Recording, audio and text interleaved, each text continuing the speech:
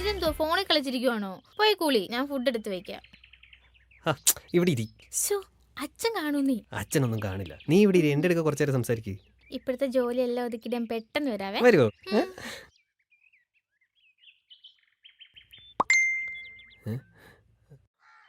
വല്ലതും കൊത്തിയോ? ആഹാ, കണ്ടപ്പോൾ തന്നെ മനസ്സിലായോ? ചേട്ടൻ്റെ ഹൊറോസ്കോപ്പ് ഒക്കെ ഒന്ന് അയക്കാമോ? My WhatsApp number.